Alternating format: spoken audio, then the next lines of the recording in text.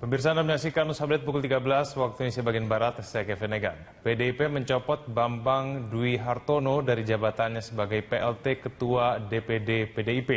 Bambang Dwi Hartono yang sering mengkritik Gubernur DKI Jakarta Basuki Cahayapurnama digantikan oleh Adi Wijaya. Bambang Dwi Hartono digantikan oleh Adi Wijaya yang sebelumnya menjabat sebagai bendahara DPD PDIP DKI. Bambang Dwi Hartono menilai pencopotan jabatan ini wajar sebagai bagian dari organisasi partai politik.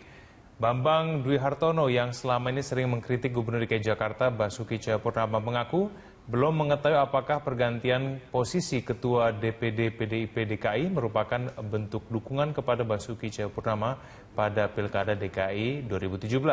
Sekjen PDIP Hasto Kristianto mengatakan Ketua DPD PDIP yang baru yaitu Adi Wijaya ditunjuk untuk persiapan Pilkada DKI Jakarta pada tahun 2017. Namun ia menegaskan PDIP belum menetapkan keputusan Cagup dan Cawagup pada Pilkada DKI. PDIP masih menyiapkan tahapan untuk memastikan pasangan calon Pilkada DKI.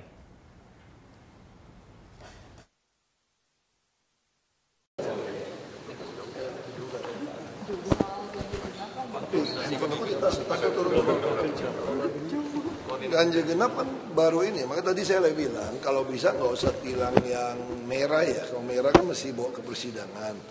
Kita lagi minta kalau bisa langsung tilang biru saja, sehingga orang yang dapat tilang ini bisa langsung membayar dendanya di bank, udah nggak usah ke pengadilan. Kalau tilang biru bukannya begitu kan nanti bisa ada tugas yang Ya bisa dong, kan langsung nyetor ya. Kan ada bukti tilang ya, dikeluarin buku kan ada seri. Pak, koordinasi di lapangan seperti apa, Pak? Selama ini baik ya, laporannya saya lihat di dalam grup kita semua baik sih. Pak, itu menimbulkan kemacetan ke jalur alternatif. Ya minimal masalah ini jauh lebih baik daripada 3-in-1. Cuma sekarang apakah efektif? Kenapa nggak 50-50%? Nggak bisa dong, ada orang tukar mobil. Hari ini mobilnya apa, dia tukar apa yang punya mobil banyak. Makanya yang paling efektif itu adalah ERP. Kapan rencananya? Kan udah lelang prosesnya, mungkin tahun depan bisa jalan. ERP juga sebetulnya kenapa efektif? Karena ada duitnya, kita subsidi balik ke transport. Kalau kan nggak ada subsidi baliknya. Ada kendala nggak Pak dengan era pengadaan ERP? Enggak ada, kan kita udah minta banyak teknologi nawarin. Saya bilang udahlah teknologi baru kan kita belum tahu. Lebih baik nyonteknya teknologi yang sudah puluhan tahun. Kayak dipasang Singapura, dipasang di Eropa. Itu aja. Dan teknologinya mesti open, sistem terbuka. Itu aja kita minta. Ada banjir di Kelapa Dua Wetan di Ciracas, katanya sudah 2 hari belum ditangani. Ya, mas kita itu ada yang jebol, ada damnya. Ada luap waduk apa katanya gitu. Kemudian tidak lanjutnya gimana? Lagi kerjain, lagi mereka kerjain.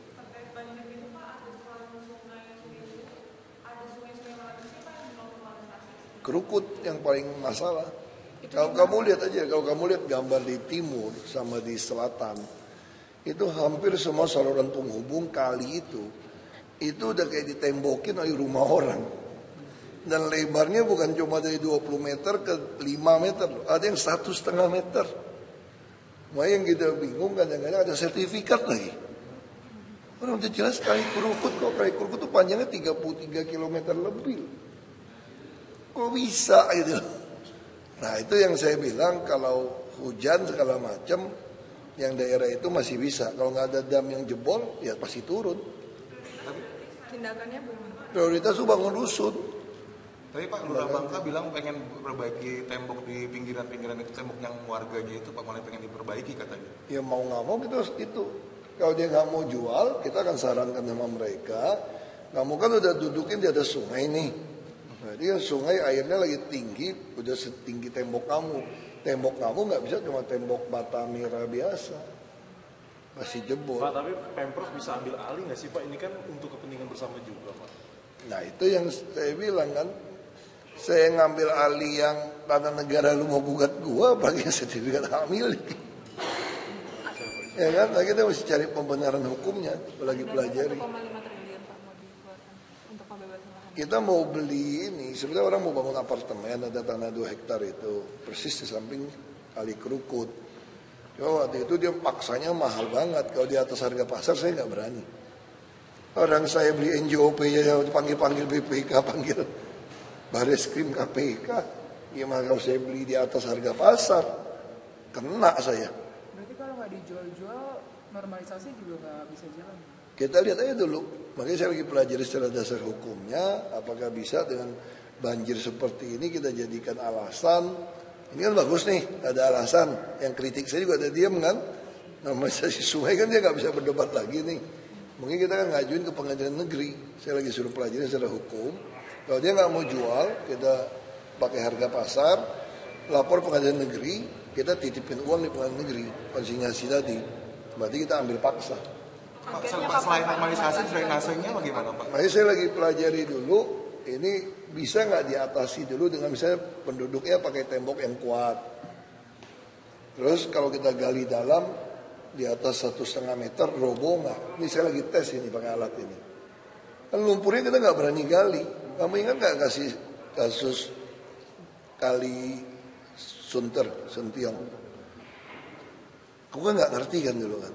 Aku pikir orang pasang seat pile semua itu sampai ke bawah. Aku kirim alat berat, dalamin, roboh 50 meter. Berarti kesimpulannya apa? Mungkin dulu seat pile-nya itu tanda kutip ada masalah.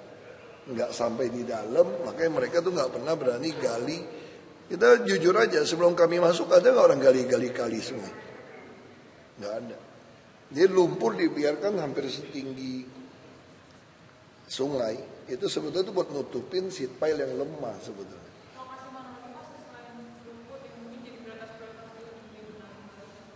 Kali Cipinang itu juga masalah. Pokoknya semua gini, kalian lihatnya gampang kok.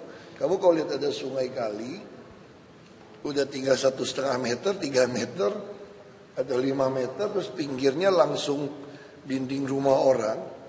Bukan cuma dapur loh ini, udah kamar tidur orang. Itu pasti masalah punya. Bukit Duri kan tunggu peringatan 1, 2, 3. Udah kita udah kasih peringatan 1. Nggak kasih SP1 ribut, nanti bilang nggak sosialisasi lagi, kagak tahu lagi.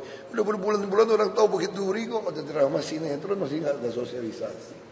Ya itu aja, ya. Pak, ada yang diperbukin Pak, gara-gara manggil nama Bapak gitu. Maksudnya jadi ada orang yang diperbukin gara-gara kira Bapak. Bukan ngira saya. Kalau ketemu saya dia mana berani gebukin gua gitu, tukang pukul gua banyak. Ya itu namanya kan teror saja. Coba dia berani ulang lagi nggak? Ya nggak. Coba dia berani ulang lagi nggak? Saya mau tanya. Gitu loh. Itu kan cuma cara teror yang kampungan, orang-orang pengecut yang munafik tuh. Itu kan teknik teror saja. Tujuannya ke siapa Pak Tino? Ya tujuannya kan supaya kan udah neror saya ke Air Petra kan sudah 45 kali, nggak boleh resmikan, gagal. Teror saya nggak boleh ke kawinan kampung, mau timpukin batu, gagal. Mau ke sini takut gitu loh. Jadi ya coba-coba teror di luar, itu orang pengecut aja. Oh iya dong, itu jelas dong, manggil Ahok tampangnya beda kok. Kalau misalnya petugas Transjakartanya yang dibilang gak responsif sama. Nah itu kita lagi teliti. Dia kan ada tingkat ketakutan juga. Kalau orang ada 3-4 orang, kamu kira gampang 1 lawan 2, 1 lawan 3. Itu cuma di film. Kalau udah berantem lawan 1 lawan 3 itu susah juga loh. Jadi kamu pakai alat, dia nggak pakai alat ya. Itu cuma di film. 1 lawan 1 aja kalau sama-sama ada ilmu susah berantemnya. Lu kira gampang berantem 1 lawan 1? Film doang yang gampang. Ya kan orang juga mikir gitu loh. Tapi nggak apa-apa kayak gitu juga biasa. Dia juga nggak berani terusin, dia terusin pasti kita tangkap. Pengecut aja itu orang. Biasa orang pengecut. Ya. Pak, minta tanggapan soal Ketua DPD PDIP yang baru Pak Adi Wijaya ganti Bambang Deha. Nggak tahu itu urusan PDIP kamu tanya. Saya nggak tahu. Pak, katanya Habibur Rahman mau datang sebentar jam 2 ke Balai Kota. Nggak tahu saya. Semua orang Balai Kota tiap pagi orang boleh datang kok. Nggak ada Bang Awo itu semua orang datang.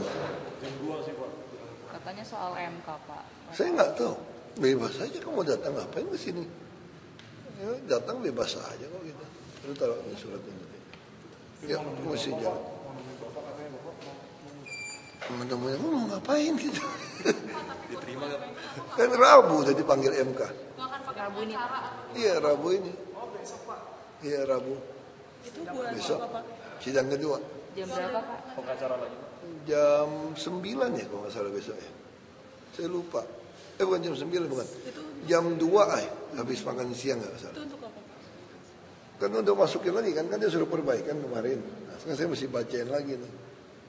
Yang dielaborasi apa saya bacain lagi. Aku mesti ada acara di luar. Aku mesti Apa jalan. aja Pak poin-poinnya Pak? Ada perubahan nggak Pak? Nanti kamu dengar aku bacain deh panjang. Oh berarti ditambah pengacara lagi Pak ya? Ya optimis lah ya kayak gitu kan. Kita tinggal lihat aja. MK itu sangat bagus. Dia punya sistem.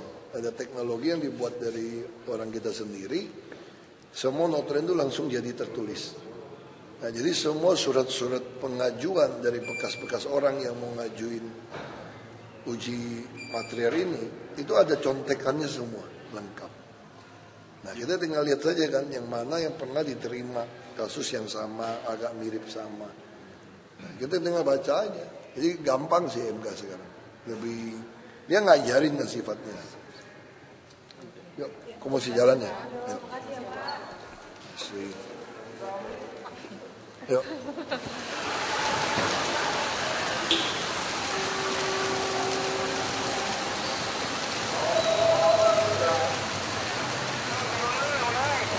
Taruh dari